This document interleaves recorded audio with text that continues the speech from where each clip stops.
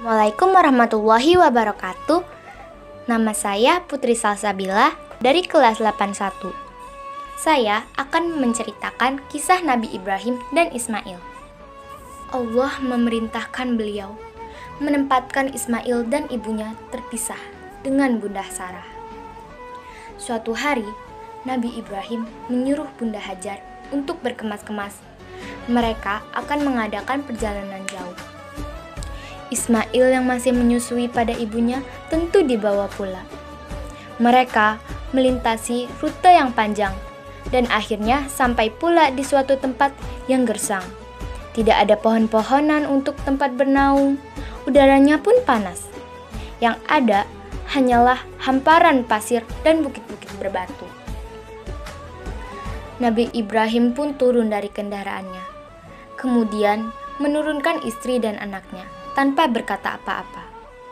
Beberapa saat kemudian, beliau beranjak dan pergi meninggalkan keluarganya. Ibunda Hajar yang melihat keanehan ini segera berteriak memanggil. "Ibrahim, hendak kemana? Kenapa kamu membiarkan kami di sini?" Nabi Ibrahim tidak menjawab, hanya menunduk dan terus berjalan. "Ibrahim, apakah ini perintah Allah?" "Iya, kalau begitu, aku yakin Allah tidak akan membiarkan kami." Ibunda Hajar begitu sabar dan ridho kepada keputusan Allah. Nabi Ibrahim sebenarnya tidak tega meninggalkan keluarganya di tempat terpencil dan gersang itu. Tetapi keyakinan akan kebenaran Allah dan kemurahan Allah menjadikan beliau mematuhi perintah ini. Dengan berlinang air mata, beliau berdoa sebelum kembali pulang ke Palestina. "Tuhanku, aku telah menempatkan keluargaku di tempat terpencil dan gersang, di dekat rumahmu Ka'bah.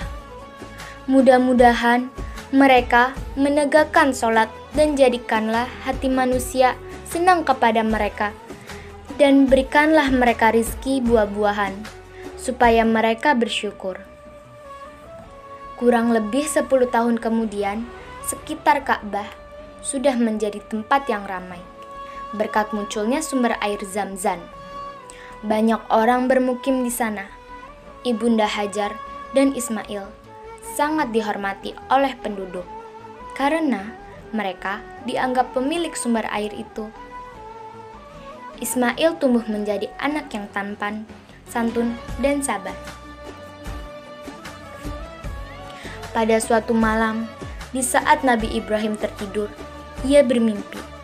Allah memerintahkannya untuk menyembelih anaknya Ismail sebagai bukti ketaatannya pada Allah.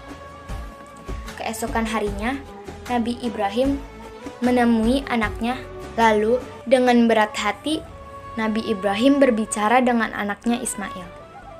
"Hai anakku, sesungguhnya aku melihat dalam mimpi bahwa aku menyembelihmu.